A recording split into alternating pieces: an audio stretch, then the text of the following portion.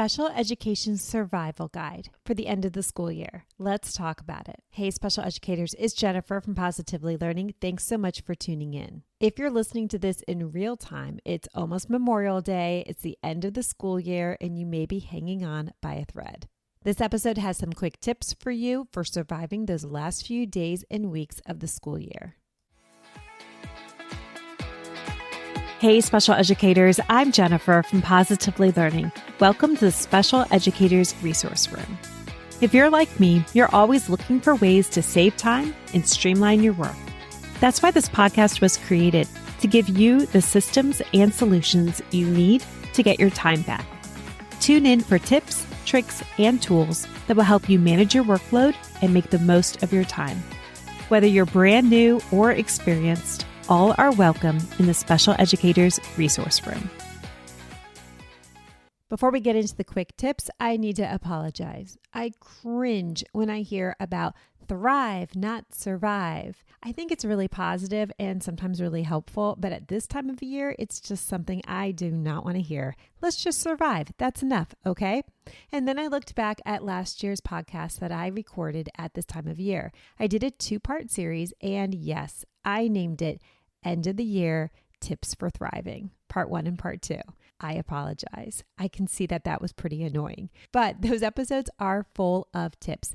I'm explaining in episode 19 and episode 20 exactly what I do with students, what I do to close up the classroom so that's not a disaster when I come back a mere few weeks later, and what I do with the paperwork. So I am not going to repeat myself in this episode, but definitely check them out if you need some guidance.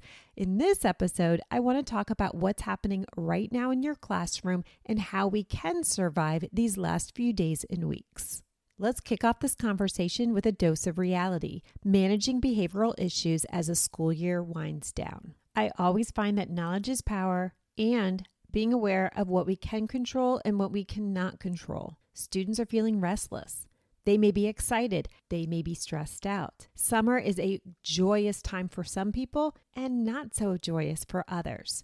Routines are breaking down, and we're all just generally fatigued. None of these things are on your shoulders. Yes, they are happening, and yes, you have to deal with them, but they're not on your shoulders. You're not causing any of these things to happen. Just understanding that, I think, can take off a lot of pressure so that you don't feel like you need to react to this behavior.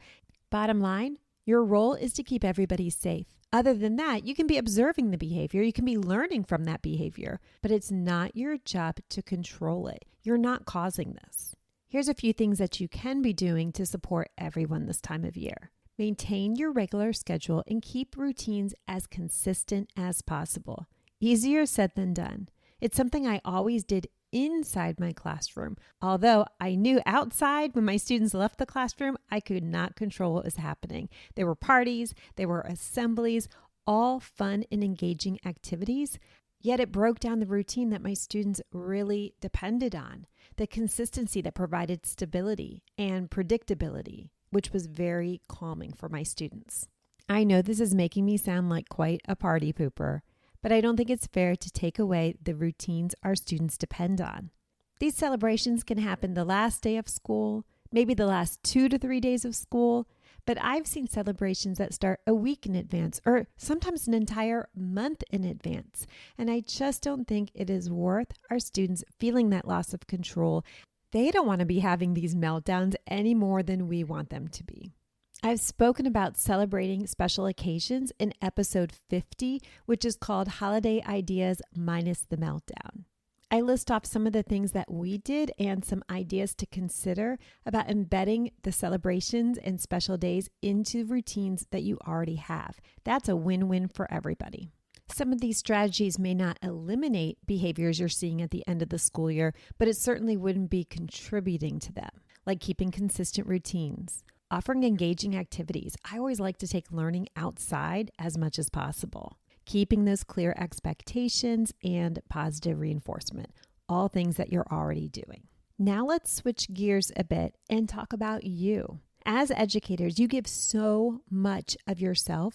And it's so easy to forget to take care of your own needs, especially at this time of year. You're thinking, okay, sure, maybe after the stack of paperwork has been filed. But it is a time that you can get emotionally and physically exhausted. I have a few suggestions and things to be aware of, but please know that I'm not intending to add things to your busy to-do list. These are just some things to keep in mind. Number 1, setting boundaries. Establishing clear boundaries between work and personal time. So this might mean not checking work emails after a certain hour or taking the weekends off, really off from thinking about school. The weather's getting nicer, move outdoors, even if it's just sitting on your porch, drinking coffee and doing nothing. And while you're sitting on your porch, can you incorporate mindfulness or relaxation techniques? This might just mean taking a deep breath or noticing your surroundings. I know when I'm sitting outside, I can't help but notice the grass is looking really green, or there might be some new flowers that just popped up. I know that you're feeling tired, but is there any way that you could focus on your physical health?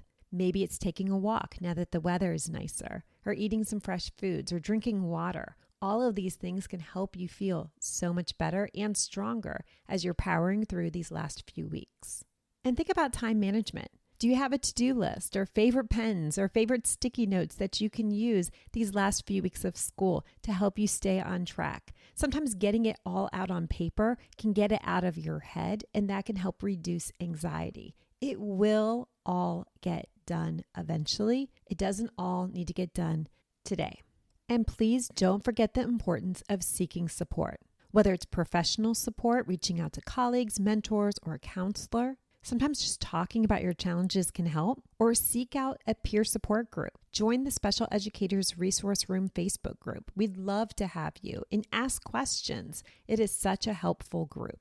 Or reach out to your personal support network of family and friends. They can help you with daily tasks or simply provide a listening ear. As we wrap up this episode, please note these are just helpful tips. It's not a checklist that you have to perfect. Be kind to yourself. You are doing great. Reach out if you need any support, and let's make the final weeks of the school year successful.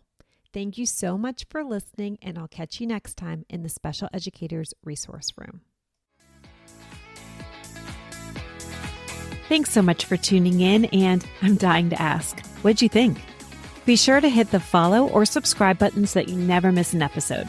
You can find the show notes and links for everything mentioned in this episode at positivelylearningblog.com. See you next week for more special education solutions.